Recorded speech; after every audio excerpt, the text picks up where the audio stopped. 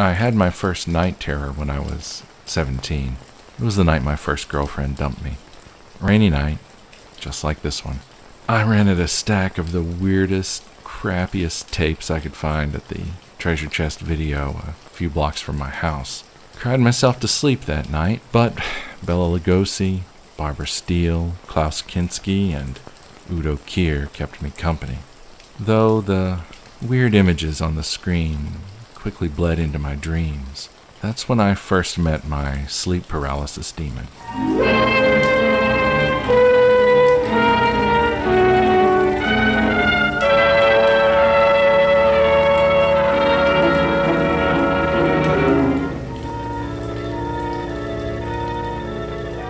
Sleep paralysis is a condition which results in a feeling of being conscious yet unable to move during the transitional stages between sleep and wakefulness. Many feel pressure on their bodies or a choking sensation. It's estimated that as many as 4 out of every 10 people experience sleep paralysis. All things considered, my night terrors are pretty ordinary. I got lucky, I guess. I'm on a first-name basis with my sleep paralysis demon. She's a crone type, like a night hag. 2 years ago, I named her Karen. And she just sits on my chest or at the foot of my bed and stares at me all night.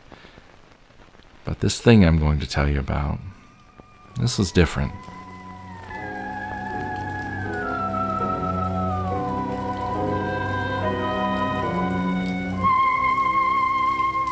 I live alone with my dog Cheddar in a 2-story townhome.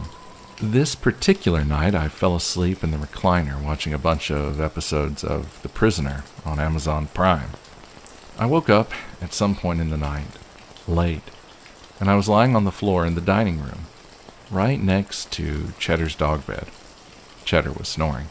So my first thought was, obviously, how did I get here? But then I told myself I was dreaming, probably gearing up for an epic session with Karen.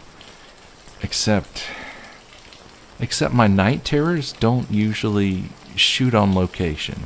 I mean, they always take place in the room where I was sleeping. You know, like my bedroom.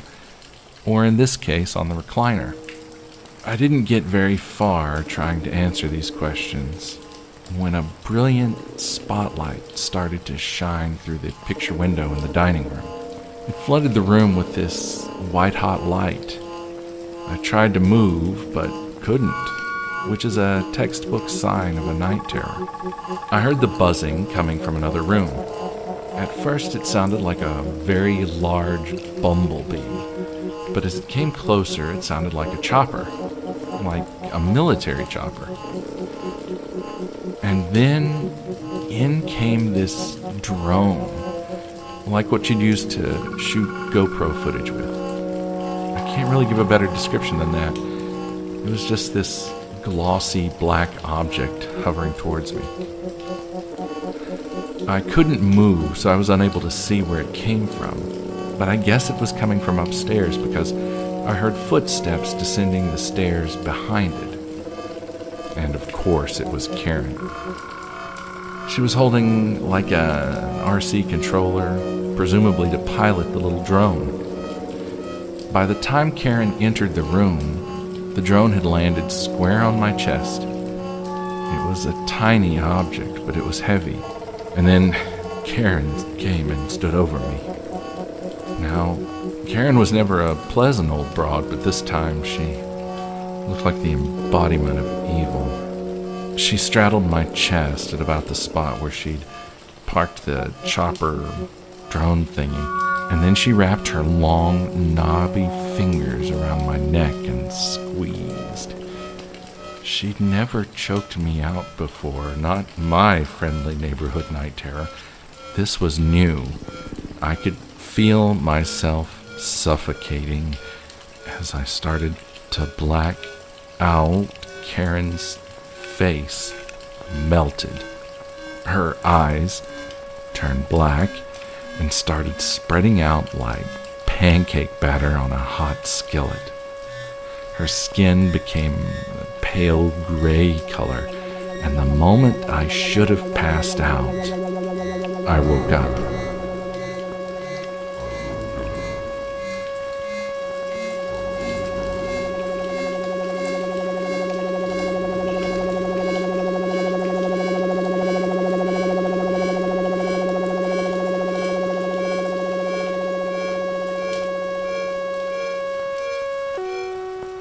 This time I was awake for real, and I was in my bed. I don't know how I'd gotten there. I still don't know how I got there. And I was wearing my work clothes. Even though I'd changed into a t-shirt and sweats before I'd started watching TV. My body ached with this deep tissue ache that I'd never felt before. That feeling terrified me because I thought it was COVID. I mean, this was the early days of the pandemic. I'd had trouble breathing overnight, and now I had body aches. It seemed like classic symptoms given what we knew about COVID back then. I went out and got tested that very day. It came back negative, thankfully, but I still felt like crap. And for about a week after that, I could barely drag myself out of bed. Sleepy as I wasn't able to sleep well. I'd wake myself up every 15 minutes or so to avoid another night terror. I had a dread of meeting this new, super pissed off Karen again. Fast forward a week or two. I scheduled a follow-up with my doctor. I still felt like crap with a bunch of new symptoms cropping up, like loss of appetite and difficulty concentrating. He was examining me for swollen lymph nodes. Didn't find any, but he did find an unexplained lump. Turned out to be a foreign body. We had it removed, and turns out it was this shapeless, metallic thingamabob about the size of a frozen pea. The doc said it could have been a piece of debris that got lodged beneath my skin when I totaled my truck a while back. And then it's been wandering around my body this whole time. I mean, sure, I guess. That still didn't help me with my whatever it was that was wrong with me. My doctor suspected I might be depressed and gave me a script for antidepressants and a mild sleep aid. Well worth the copay. Fast forward a little bit more. My girlfriend of 3 years finally moves in. This turned out to be the best thing for my physical and mental health. With someone else in the house, aside from Cheddar, I felt safe allowing myself to get a good night's sleep. And I did. For a while. Until the first night of daylight savings time, 2021.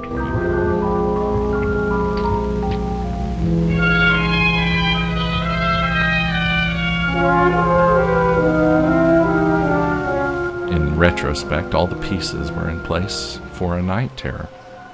A real horror show. For one thing, setting the clock forward an hour always causes my sleep cycle to go tits up. Secondly, it was a rainy night. A slow-moving system rolled into town and began to drench everything in a 50-mile radius for the next 3 days. My phone kept blowing up with flash flood warnings. On top of all that, my girlfriend was out of town for her kid sister's baby shower. So it was just me and Cheddar, alone in the house on a rainy night with Papa John's and a season of Walking Dead to binge.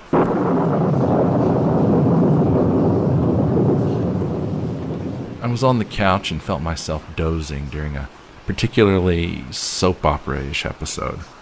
My eyes got heavier and heavier, and it seemed like the moment my eyes shut, I was in it. The worst night terror of my life. If it was really a night terror, that is.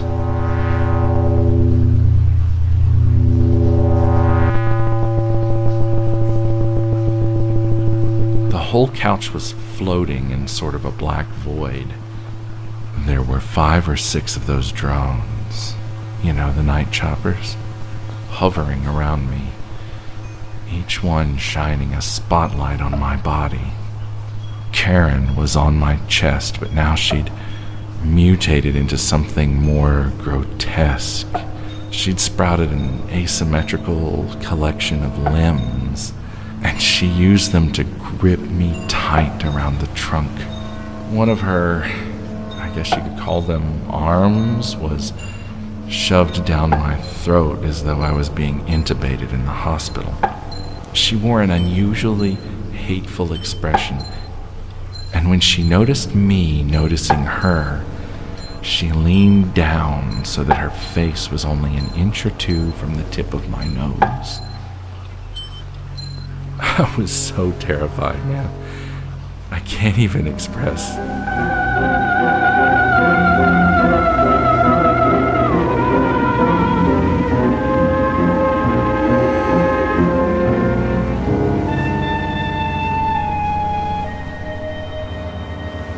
At some point, Karen unhinged her jaw like an anaconda, and I could see that there was a small television lodged inside her mouth.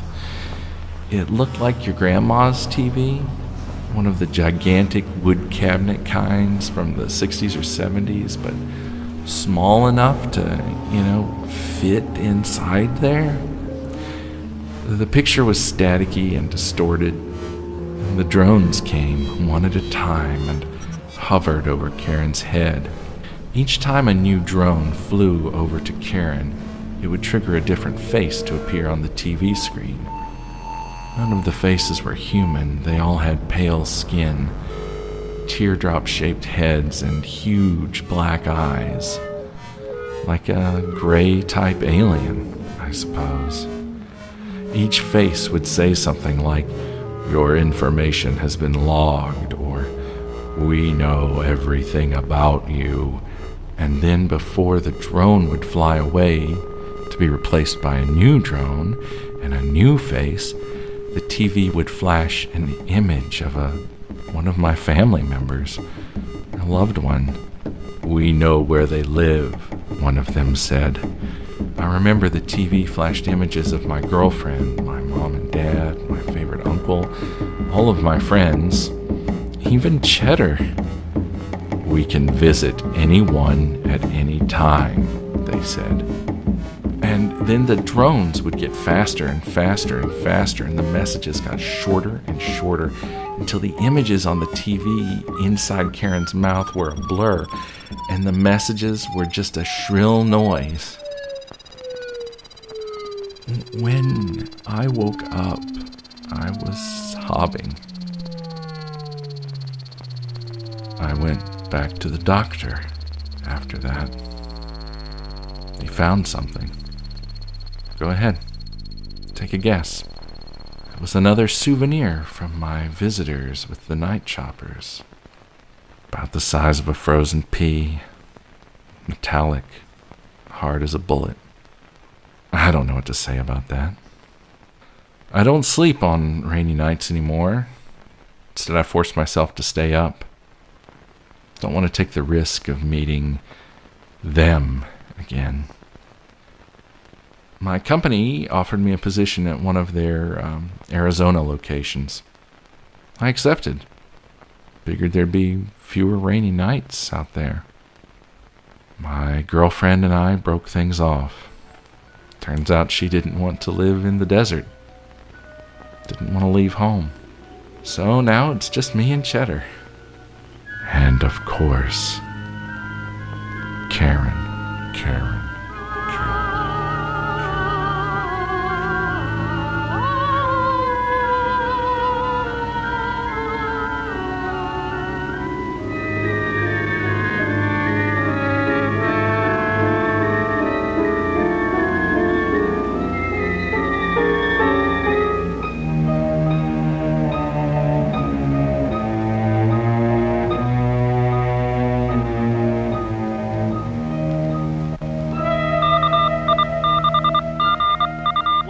continues to rage across the globe. Our valiant men and women have been winning battles as the war continues to march on. Hollywood continues to produce clone after clone of the films you used to enjoy. There have been some defectors, but most remakes continue to assault your sensibilities. Our small troop of trained experts continue to expose these imposters while showing Hollywood a better way. Support the invasion of the remake by listening, reviewing, and subscribing. Your knowledge is power. We're all in this together. Spread the word. Subscribe to Invasion of the Remake on all major podcast providers. New episodes dropping weekly. At invasionoftheremake.wixsite.com/podcast.